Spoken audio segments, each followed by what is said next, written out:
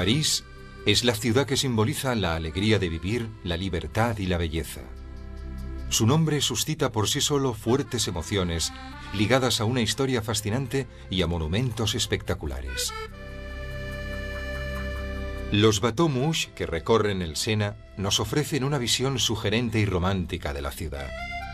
Desde ellos contemplamos cúpulas, puentes y palacios, la Torre Eiffel y sus islas, y entrevemos las calles que circundan el Sena con sus clásicos plataneros. El núcleo original de París está en la Ile de la Cité, enclavada en medio. Esta iglesia es la catedral gótica más famosa del mundo. A pesar de sus dimensiones excepcionales, emana una sensación de gran ligereza gracias a su atrevida estructura y a sus amplias vidrieras.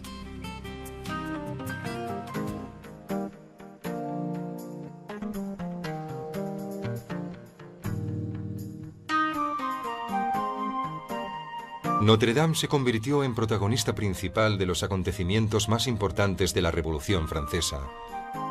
Durante la época del terror, una artista de la ópera, cubierta de velos, fue elevada a su trono como diosa de la razón. Y algunos años después, Napoleón la eligió como marco para su coronación. En la de la Cité también se encuentra la Sainte-Chapelle, la antigua capilla real, construida al mismo tiempo que Notre Dame. Esta iglesia está formada por dos capillas superpuestas. La superior resplandece entre luces policromadas que se filtran entre sus hermosísimas vidrieras.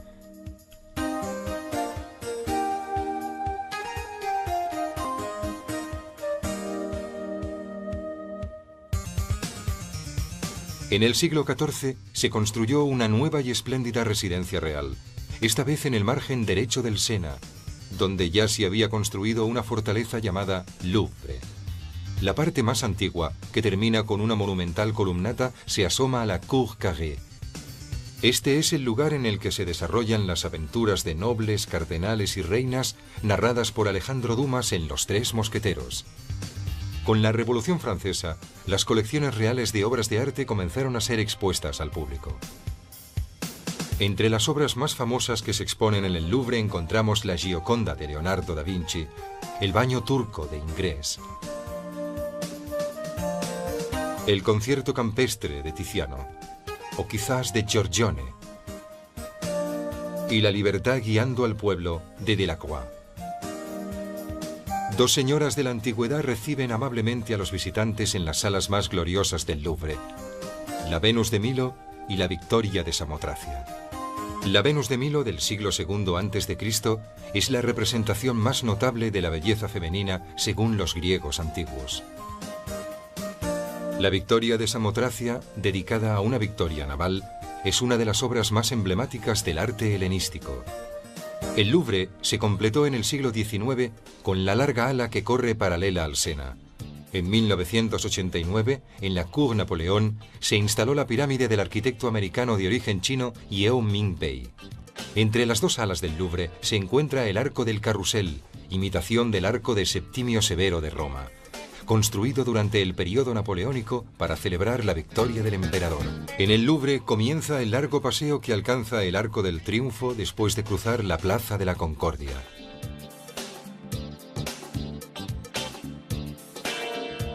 La Plaza de la Concordia, proyectada en el siglo XVIII por Luis XV, ocupa un área de 360 por 210 metros.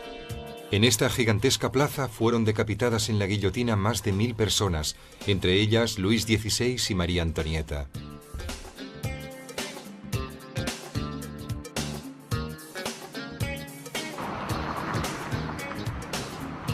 Hoy en día, la majestuosidad de la Plaza de la Concordia apenas se ve interrumpida por el tráfico, y el amplio espacio que ocupa conforma un perfecto escenario urbano. La plaza ofrece una espléndida vista de la iglesia de la Madeleine, que surge al fondo enclavada en un eje formado por dos grandes fuentes y un obelisco egipcio. Al lado de la Madeleine se encuentran los escaparates de Fauchon, auténtico paraíso para los amantes de la buena comida y el buen gusto.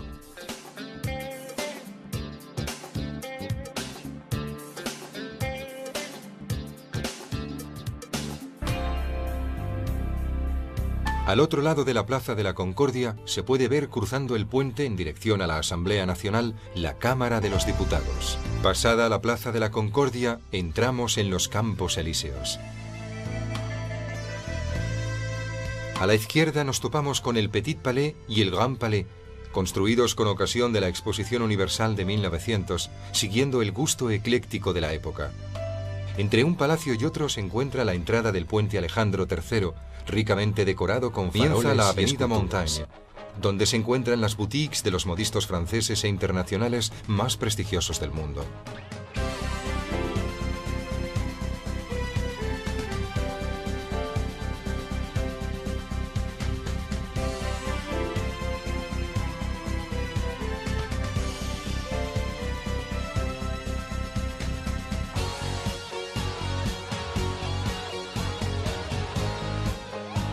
La avenida de los Campos Elíseos data del siglo XV y es obra del prominente arquitecto Le Nôtre, que también fue el creador de los jardines de Versalles.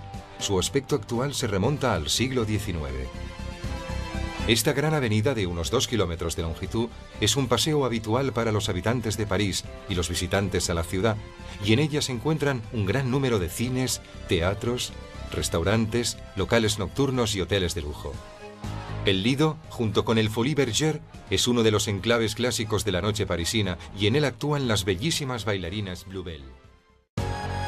El Arco del Triunfo, situado en el centro de la Plaza de l'Étoile, cierra escenográficamente la avenida de los Campos Elíseos.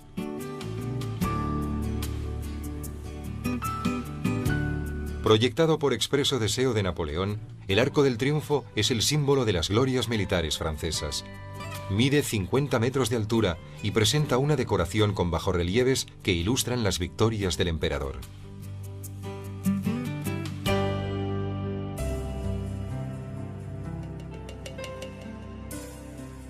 Tanto en el estilo como en su propósito conmemorativo, recuerda a los grandes arcos imperiales romanos. Todas las manifestaciones oficiales y las paradas militares tienen como punto de llegada este monumento, símbolo de la grandeur francesa.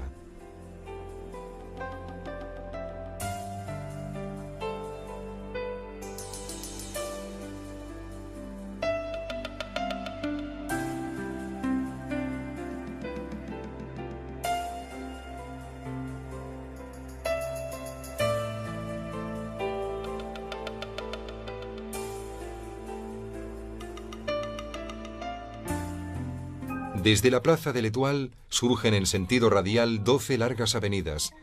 Gracias a la fuerza de dicha realización urbanística, surge la fama de París como centro y motor del mundo moderno. Las calles más lujosas y refinadas de París se ubican en el distrito que rodea la Concorde, entre los grandes bulevares y el Louvre. La rue du Faubourg Saint-Honoré, la rue de Rivoli, la Plaza Vendôme, la rue de la Paix y la Plaza de la Ópera.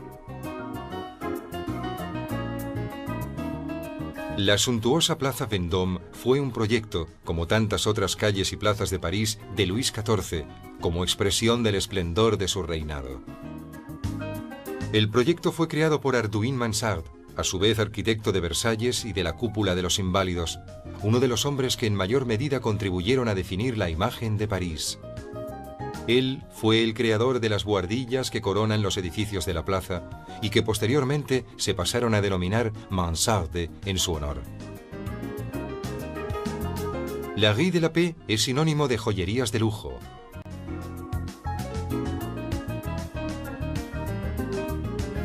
Mientras que la ópera es el mejor símbolo del arte del melodrama. Este edificio fue diseñado por Charles Garnier en el estilo triunfal que caracterizaba la Belle Époque de finales del siglo XIX. Hoy día, tras la inauguración de la nueva ópera de la Bastilla, el edificio acoge sobre todo conciertos y espectáculos de ballet clásico.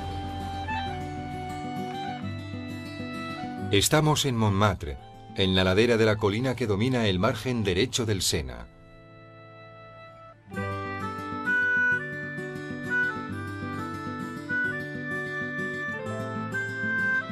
Las cúpulas de la iglesia del Sacré-Cœur dominan el barrio que hicieron famoso grandes artistas como Manet, Van Gogh, Utrillo, Toulouse-Lautrec o Picasso. Los grises y brillantes techos de París se abren en 1000 buhardillas que han sido escenarios de románticas historias de amor. El Centro Pompidou o Centro Beaubourg, el grandioso y futurista centro de arte y cultura proyectado por Renzo Piano y Richard Rogers en los años 70 y que ha relanzado de forma extraordinaria la imagen de París como capital de la modernidad europea. En las orillas del Sena, a la altura de Notre Dame, se abre la plaza del Hôtel de Ville, en la que se encuentra el decimonónico e hiperdecorado Ayuntamiento de París. Estatua de bronce de Luis XIV anuncia el patio del Hôtel Carnavalet, en cuya construcción trabajaron los mismos arquitectos del Louvre. Su decoración, sus esculturas, patios y fachadas son las obras más refinadas que ha producido la arquitectura renacentista en Francia. El palacio es hoy sede del Museo Histórico de París.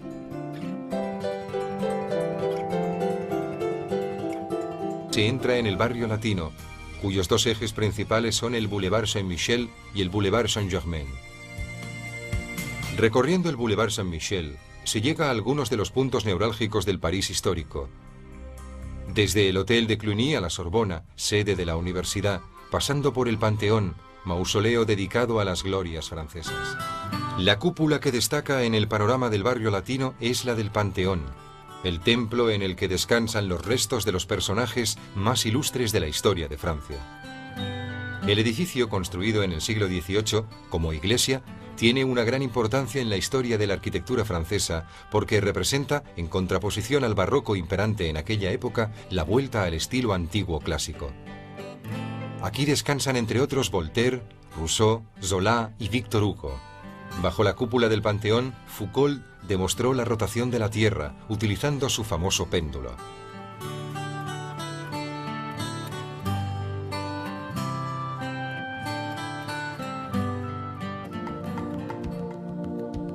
El periodo artístico más fructífero de París va de mitad del siglo XIX hasta la Primera Guerra Mundial. La corriente pictórica más famosa de aquella época es el impresionismo, con el que nace lo que hoy conocemos como arte moderno. París ha dedicado a los impresionistas un enorme museo. Es el segundo museo de la ciudad, solo superado por el Louvre en amplitud y majestuosidad, y se encuentra en la Gare d'Orsay, decimonónica estación de tren en desuso desde hace mucho tiempo. La tarea de transformar este viejo e ilustre edificio fue asignada a Guy Aulenti, quien conservó la estructura interna.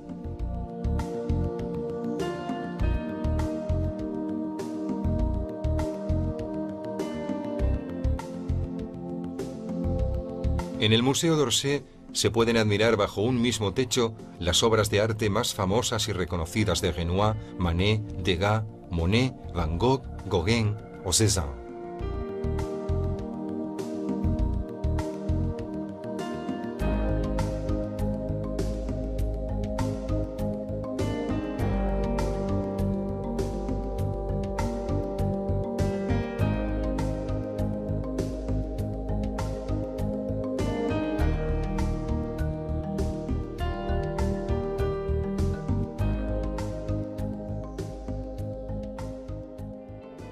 Casi un siglo antes de la construcción del Panteón, el gran Hardouin Mansart levantaba la arriesgada cúpula que domina el Hôtel des Invalides. Este inmenso edificio fue una idea de Luis XIV para acoger a los inválidos de la guerra, que hasta aquel momento se veían abocados a una existencia mísera e incluso a la mendicidad.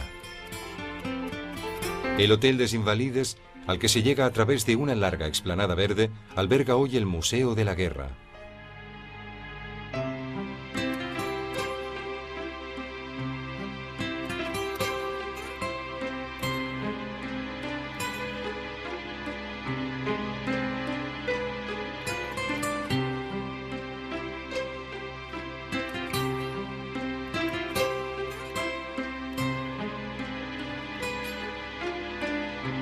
Sin embargo, Les Invalides se conoce sobre todo por ser el lugar donde descansan los restos de Napoleón.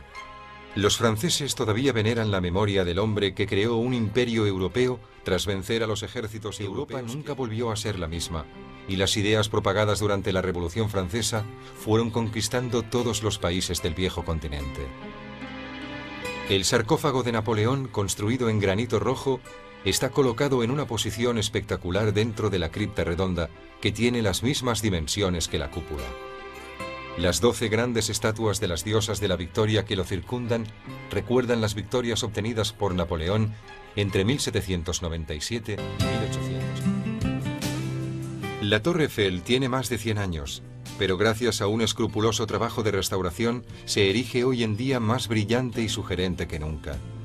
A pesar de la presencia de los suntuosos rascacielos de la Défense, sigue siendo el símbolo más preclaro de la modernidad francesa.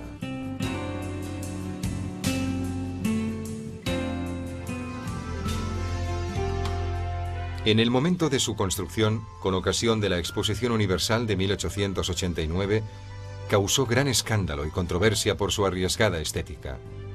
A pesar de las catastróficas previsiones sobre la duración del edificio, construido enteramente en acero por el ingeniero Gustave Eiffel, la torre sigue todavía en pie, demostrando su solidez y con el paso de los años se ha convertido en el símbolo de la ciudad. La Torre Eiffel mide 307 metros de alto, que se convierten en 325 contando la antena.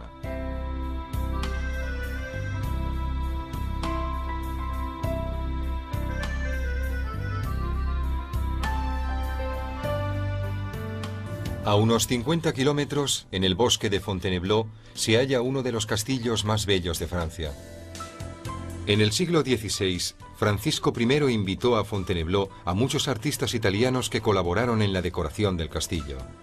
La denominada Escuela de Fontainebleau, creada por Primaticcio, Rosso Fiorentino y Vignola, entre otros, dio origen a un particular estilo refinadísimo.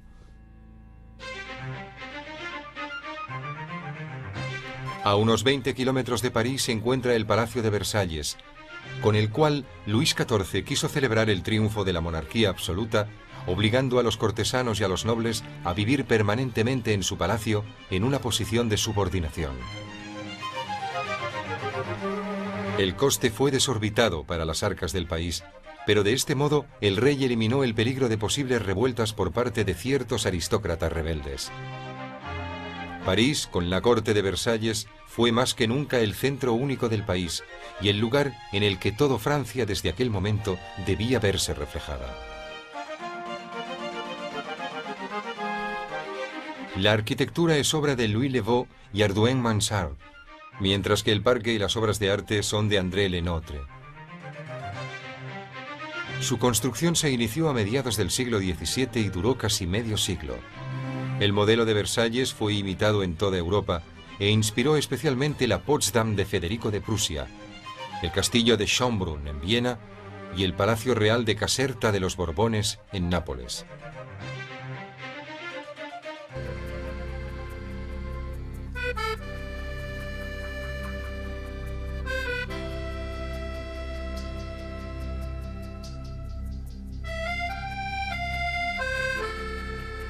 París tuvo que ser reconstruida varias veces en el transcurso de los siglos, pero nunca perdió su carácter unitario ni su monumentalidad urbanística.